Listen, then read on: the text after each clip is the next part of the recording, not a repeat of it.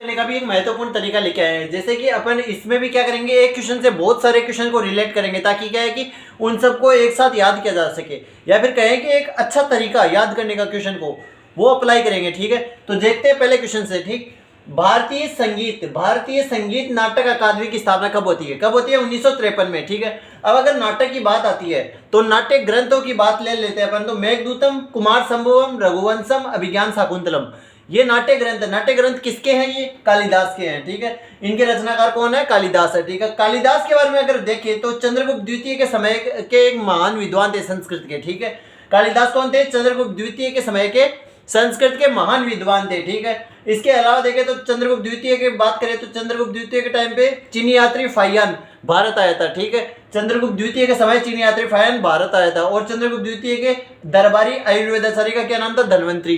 धन्वंतरी कौन था? दरबारी, इनका दरबार में रहने वाला एक आयुर्वेद का ज्ञाता था। कौन था? धन्वंतरी। ठीक है, और अगर चीनी यात्री की अगर बात करें तो अपने वैनसांग का जिक्र भी बहुत बार आता है। वैनसांग क्यों आया था भारत में? ठीक है, भारत में आया था वह बौद्ध धर्मों का संग्रहण करने के लिए और शिक्षा प्राप्त करने के लिए। ठीक है, उसने नालंदा विश्वविद्यालय से शिक्षा प्राप्त की थी।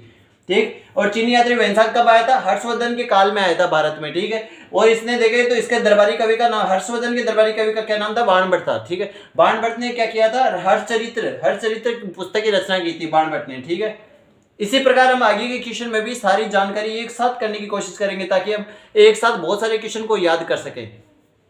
बढ़ते हुए दूसरे क्वेश्चन पे आते हैं। ठीक है, दूसरे क्वेश्चन में क्या है? नालंदा विश्वविद्यालय का संस्थापक कौन था? कुमार गुप्त था। ठीक है, अब गुप्त वंश की अगर बात आ जाती है तो गुप्त वंश के बारे में अपन देखते हैं। श्रीगुप्त कौन था? गुप्त वंश का संस्थापक था। ठीक है, श्रीगुप्त कौन था? जिसने गुप्त वंश को शुरू किया था। ठीक, इसके अलावा समुद्रगुप्त की बात करें तो हरिशेन इनका एक दरबारी कवि था। ठीक है, समुद्रगुप्त के बारे में ये इंपॉर्टेंट बात आ जाती है। ठीक है, वैसे बहुत सारी इंपॉर्टेंट बातें हैं, लेकिन अपन कुछ बातों को रिलेट करेंगे ताकि बहुत सारे क्वेश्चन अपने को याद हो जाए।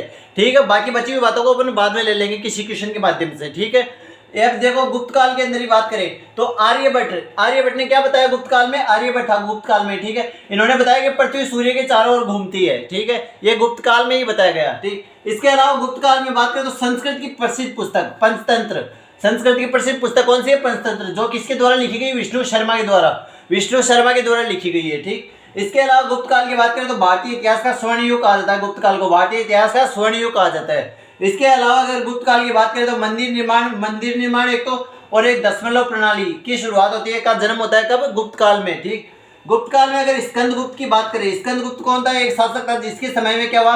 हुनों ने आक्रमण किया था। ठीक है, हुनों ने पहली बार आक्रमण किया था देश पर, किसके समय में? स्कंदगुप्त के समय में। ठीक है, आगे चलते हैं अपन, थोड़ा ध्यान से देखना। ठीक है, भारत का राष्ट्रगान सर्वप्रथम कब गाया गया? 1911 में गाया गया। ठीक है, कब और कैसे गाया गया? कांग्रेस के कलकत्ता अधिवेशन में गाया गया सबसे पहले। ठीक है, इसके अलावा देखिए राष्ट्रगान के रचयिता कौन थे? रविंद्रनाथ टैगोर राष्ट्रगान के रचयिता थे। ठीक है, रविंद्रनाथ टैगोर। और इसके अलावा राष्ट्रगान को बात करें, संविधान सभा ने राष्ट्रगान को कब अपनाया?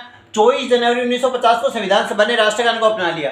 और 24 जनवरी 1950 को ही संविधान सभा ने क्या किया? राष्ट्रगीत को भी अपनाया। ठीक, राष्ट्रगीत के रचयिता कौन थे? बंकिम चंद्र चटर्जी राष्ट्रगीत के रचयिता थे।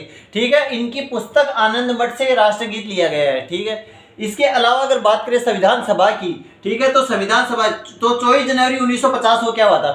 24 जनवरी 1950 को संविधान सभा की अंतिम बैठक हुई थी। ठीक, संविधान सभा के बारे में और बात करें तो जुलाई 1946 में संविधान सभा आई थी। ठीक है, और कैसे लाई गई थी? ठीक है, तो 1946 में कैबिनेट मिशन योजना आती है, और कैबिनेट मिशन योजना के द्वारा जुलाई 1946 में संविधान सभा का गठन होता है, और 9 दिसंबर 1946 को संविधान सभा की प्रथम बैठक होती है। ठीक है, इस संविधान सभा के बारे में हम पहले एक वीडियो में पूरी जानकारी दे चुके हैं। ठीक है, इसके अलावा अगर संविधान सभा की और बात करें तो संविधान सभा की स्थायी अध्यक्ष कौन थे? डॉक्टर राजेंद्र प्रसाद संविधान सभा के स्थायी अध्यक्ष थे। ठीक है, भारत के प्रथम राष्ट्रपति भी रहे डॉक्टर राजेंद्र प्रसाद 1950 से लेकर 1962 तक, यानी लगातार 12 वर्ष तक इनका कार्यकाल रहा। यानी कि सबसे लंबा कार्यकाल वाले राष्ट्रपति कौन थे? डॉक्टर राजेंद्र प्रसाद। अगले क्वेश्चन पे चलते हैं, बहुत ही महत्वपूर्ण आता है। क्या आता है कि उद्योग और कारखाने दे रखे हैं, एक तरफ उनका स्थापना वर्ष दे रखा है, एक तरफ कहाँ पे उनकी स्थापना होती है, एक तरफ उनके सहयोगी देश यानी उनकी किस देश के सहयोग से उनकी स्थापना होती है। ठीक है, सबसे पहला देखते हैं अपन राउरकेला स्टील